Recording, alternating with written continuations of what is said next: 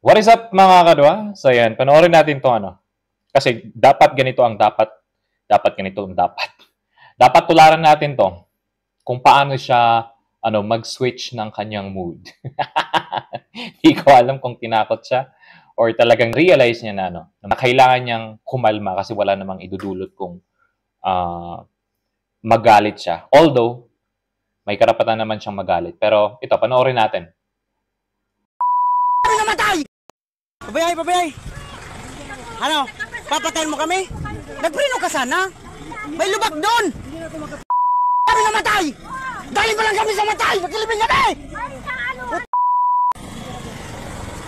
Nakilibing pa lang kami! Papatayin mo kami! Ayusin mo buhay mo! Pabayay! Ayusin mo buhay mo ha!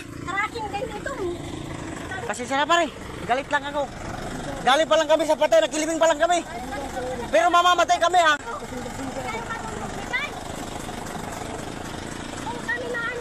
Kung kami namatay, pamilya ko, kasama ko pamilya ko.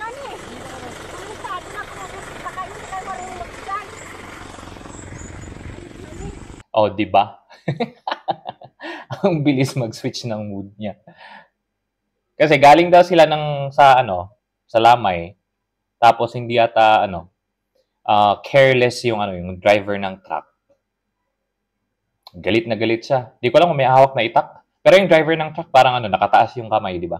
So yun din siguro yung kaya hindi hindi nag-escalate yung kanilang away or sagutan kasi yung driver tahimik lang. Hindi siya sumasagot. Tsaka yung tao din naman na sumisigaw, yung galit na galit is parang na-control na rin niya yung emotion niya. Baka mamaya mag-blanco pa siya kung anong magawa niya, di ba? Yan. Laging rason na lang yung nag-blanco, kaya nagawa ko to. Ganun. Pero siya,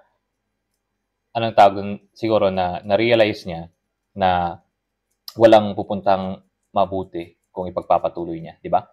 So, ayun. Learn how to control your emotion.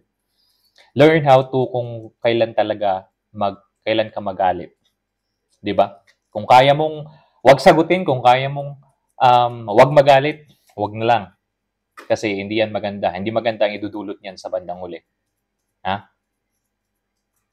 Ang talagang dapat na nakakagalit is yung ginagawa ng ngayon. Alam niyo na. 'Di ba? Sa harap nyo, binubulsa nila. Sa harap nyo mismo, binubulsa nila. Bilyon. Ha? Ayan. So mga kadwa, huwag tayo makipag-away. Learn how to control your emotion. Kung may kaaway kayo, hindi lang sa kalsada, kundi sa buhay nyo. Sa kabuuang buhay nyo. Sa bahay nyo, sa workplace nyo, kung saan man. Kung kaya mong umiwas, iwas ka na lang. Doon ka na lang sa CR nyo sumigaw-sigaw. Peace! I'm out.